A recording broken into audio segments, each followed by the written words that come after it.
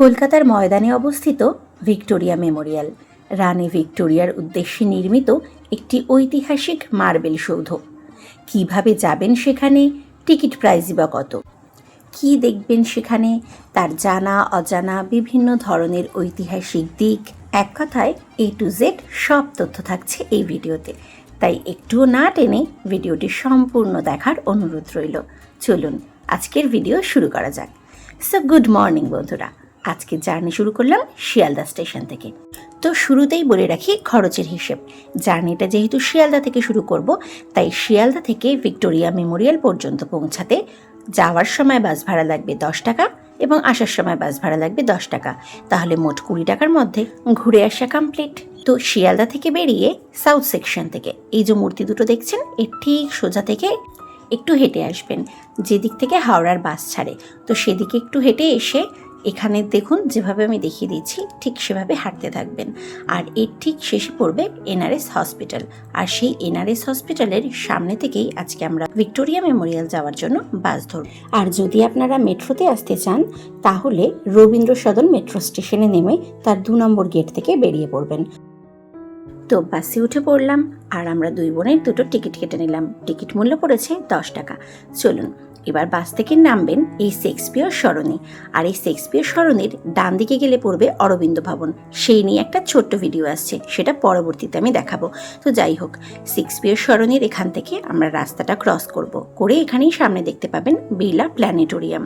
আর এই বিড়লা প্ল্যানেটোরিয়ামের এখান থেকে সোজা হেঁটে কিছুটা এগিয়ে যাবেন। আর ঠিক এই বিড়লা প্ল্যানেটোরিয়ামটা আপনার বাম হাতে রেখে এই যে দেখুন সামনে দেখা যাচ্ছে ভিক্টোরিয়া মেমোরিয়াল ওইদিকে। তো রাস্তাটা ক্রস করে ঠিক সোজা হেঁটে ডান দিকে ময়দান, মানে রাস্তার ওপাশে ময়দান রেখে সোজা হেঁটে যাবেন। এই যে আমি যেদিকে দেখাচ্ছি এই রাস্তাটা ধরে সোজা হেঁটে যাবেন। এই রাস্তাটা ধরে সোজা হেঁটে বেশ খানিকটা যাওয়ার পর আপনার বাম হাতে পেয়ে যাবেন ভিক্টোরিয়া মেমোরিয়াল। আর এই পথটার সৌন্দর্য জাস্ট অসাধারণ, আপনারা নিজে চোখে না দেখলে বিশ্বাসই করতে পারবেন না।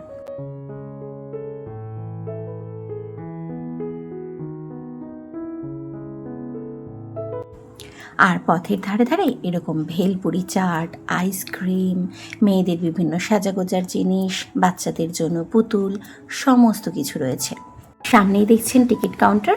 তো সোমবার বাদ দিয়ে সপ্তাহের প্রত্যেক দিনই এটা খোলা থাকে, সকাল 10টা থেকে সন্ধ্যা 6টা পর্যন্ত। আর হ্যাঁ, যে কোনো ন্যাশনাল ছুটিতে কিন্তু এটা বন্ধ থাকে, কিন্তু এর যে সারাউন্ডিং বাগানটা রয়েছে, বাগানটা কিন্তু ডেইলি খোলা থাকে। তো যাই হোক, টিকিট মূল্য শুধু যদি বাগানে প্রবেশ করতে চান তাহলে নেবে 30 টাকা।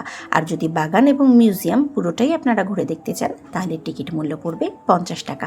তো চলুন এবার ভিক্টোরিয়া মেমোরিয়ালের মধ্যে প্রবেশ করা যাক। ঠিক এর সামনে থেকে ওই যে দেখতে পাচ্ছেন, আমি দেখিয়ে দিচ্ছি, দেখুন ওটা হচ্ছে প্রবেশ গেট। আর সেখান থেকে ভেতরে এলে ডান দিকে পেয়ে যাবেন ব্যাগেজ কাউন্টার। তো চলুন এবার এই ভিক্টোরিয়া মেমোরিয়াল দেখতে দেখতে এর সম্পর্কে কিছু জানা অজানা তথ্য সম্পর্কে আপনাদেরকে জানিয়ে দিই। তো এটি মূলত একটি স্মৃতিসৌধ। 1901 সালে রানী ভিক্টোরিয়ার মৃত্যুর পর লর্ড কার্জন এই স্মৃতিসৌধ তৈরির প্রস্তাব দেন। আর একটা ইম্পর্ট্যান্ট কথা, এখানে কিন্তু পেটস অ্যালাউ নেই। আর সোমবার বন্ধ, সেটা তো আপনাদেরকে আগেই জানিয়েছি। এই মেমোরিয়ালের চারপাশে মোট 64 একর বিশাল চত্বরে সুন্দর বাগান, পুকুর ও রানী ভিক্টোরিয়ার ব্রোঞ্জের এই মূর্তিটি রয়েছে। পুরো স্থাপত্যটি সাদা মকরানা মার্বেল পাথর দিয়ে তৈরি, যা তাজমহল নির্মাণেও ব্যবহৃত হয়েছিল। সৌধটির উচ্চতা প্রায় 56 মিটার, মানে 184 ফুট। এর চূড়ায় একটি ব্রোঞ্জের 16 ফুট দীর্ঘ এঞ্জেল অফ ভিক্টরি মূর্তি রয়েছে, যা বাতাসের সাথে ঘোরে। তো চলুন এবারের এন্ট্রি গেট দিয়ে এখানে সিকিউরিটি চেক করে আমরা ভেতরে প্রবেশ করব। ভেতরে প্রবেশ করার পর আপনারা আপনাদের দুহাতের দুধারে পেয়ে যাবেন জাদুঘর ও সংগ্রহশালা। এখানের ভবনের ভেতরে মোট 25টি গ্যালারি রয়েছে, যেখানে রানী ভিক্টোরিয়ার ব্যবহৃত তৈজসপত্র, রাজকীয় প্রতিকৃতি ও অয়েল পেন্টিং রয়েছে। এছাড়াও ব্রিটিশ আমলের দুর্লভ অস্ত্রশস্ত্র, ঐতিহাসিক নথিপত্র ও ভারতের স্বাধীনতা সংগ্রামের বহু নিদর্শন এখানে সংরক্ষিত রয়েছে। তো এখানে বর্ণনা করার মতো বিশেষ তো কিছু নেই, আপনারা দেখতে থাকুন এখানে কি কি রয়েছে। আর সবটা তো আর ফোনে কভার করা যায় না, তো অবশ্যই ওখানে ভিজিট করতে হবে এবং গিয়ে সেখানে আপনাদের স্বচক্ষে দেখে আসতে হবে।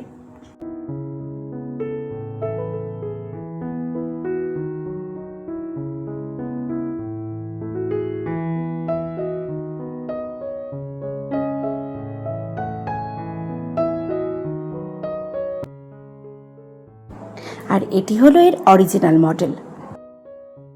এছাড়াও এখানে আরও কিছু হিস্টোরিক্যাল পেন্টিংও আপনারা দেখতে পাবেন, যেখানে পলাশীর যুদ্ধের মূল চরিত্রদের বিশাল আকৃতির অয়েল পেন্টিং রয়েছে।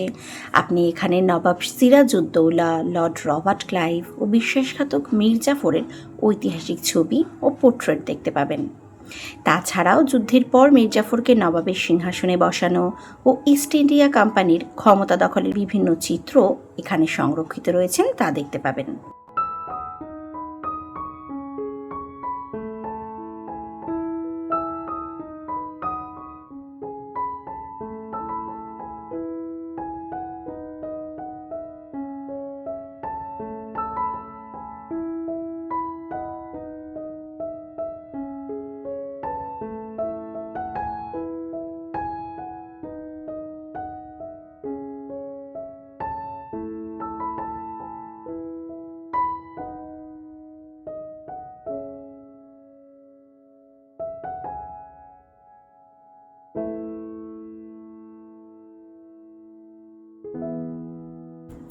এটি হলো প্রিন্স হল গ্যালারি।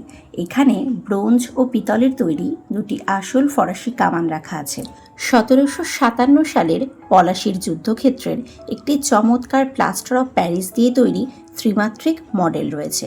এই মডেলটির মাধ্যমে তৎকালীন ভাগীরথী নদীর তীরে পলাশী অঞ্চলের ভৌগোলিক অবস্থান ও আমবাগান, যেখানে নবাব ও ব্রিটিশ রাজের সেনারা মুখোমুখি হয়েছিল, তা ফুটিয়ে তোলা রয়েছে। এছাড়াও এই গ্যালারিতে অষ্টাদশ শতাব্দীর বিভিন্ন যুদ্ধাস্ত্র যেমন তলোয়ার, ঢাল, খঞ্জর, ক্যাটার ও প্রাচীন ম্যাচলক বন্দুক সাজানো রয়েছে। এর অনেকগুলোই নবাবের সেনাবাহিনী ও তৎকালীন ব্রিটিশ সৈন্যরা ব্যবহার করত। আর এই গ্যালারিটি মূলত বিভিন্ন মুনি ঋষিদের সম্পর্কে বিস্তারিত তথ্য দেওয়া আছে, যেমন নেতাজি সুভাষচন্দ্র বসু, রবীন্দ্রনাথ ঠাকুর, ক্ষুদিরাম বসু, বালগঙ্গাধর তিলক, এছাড়াও অন্যান্য স্বাধীনতা সংগ্রামীদের ব্রিটিশ বিরোধী সশস্ত্র আন্দোলনের ইতিহাস এখানে প্রদর্শন করা রয়েছে। তো গ্যালারি থেকে এক্সিট পথে বেরিয়ে এই যে বাম দিকে আপনারা সিঁড়িটা দেখতে পাচ্ছেন, আগে এখান থেকে দোতলায় যাওয়া যেত, কিন্তু বর্তমানে কিছু কাজ চলার জন্য এটা এখন সম্পূর্ণ বন্ধ রয়েছে, তাই আমরা ওপরে যেতে পারলাম না। তো ততক্ষণে বাইরে বৃষ্টি পড়ছে আর আমরা বেরিয়ে পড়েছি বাগানের উদ্দেশ্যে। বাইরে প্রচণ্ড বৃষ্টি পড়ছে, তার মধ্যে দিয়েই আপনাদেরকে বাগানটা দেখানোর চেষ্টা করব। চলুন, আর বাগানে তো বিশেষ বর্ণনার কিছুই নেই, আপনারা দেখতে থাকুন বাগানটা কত সুন্দর।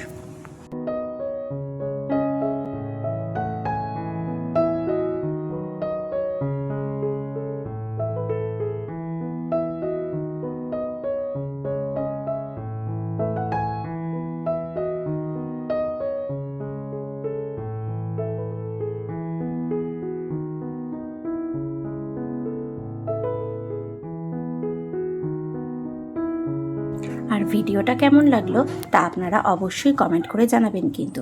আর আপনাদের কাছেও যদি কোনো সাজেশন থাকে যে নেক্সট কোন জায়গার ভিডিও নিয়ে আসবো, তাহলে আপনারা অবশ্যই আমাকে কমেন্ট করতে পারেন। কেমন ঘুরলি, কেমন লাগলো? দারুণ লেগেছে। তারপরে দেখতে হবে, তাহলে নিজেদের চোখে যেটা ধরা পড়বে সেটা আমাদের ক্যামেরাতে ধরা পড়ছে না। আচ্ছা, তাই বলবো যে আপনারাও আসুন, ঠিক আছে, সবটা দেখে যাও।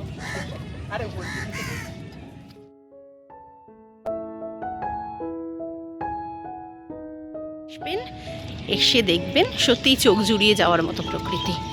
সব কিছু তো আর ভাষায় বর্ণনা করা সত্যিই সম্ভব না, খুব সুন্দর। যেমন ক্যামেরাতে এত সুন্দর ফুলগুলোও আসছে না চোখ। তাহলে আজকের আমাদের ভিক্টোরিয়া জার্নি এখানেই শেষ করলাম। তো আপনারা ভালো থাকবেন, সুস্থ থাকবেন ও আনন্দে থাকবেন। দেখা হবে পরবর্তী ভিডিওতে। ধন্যবাদ।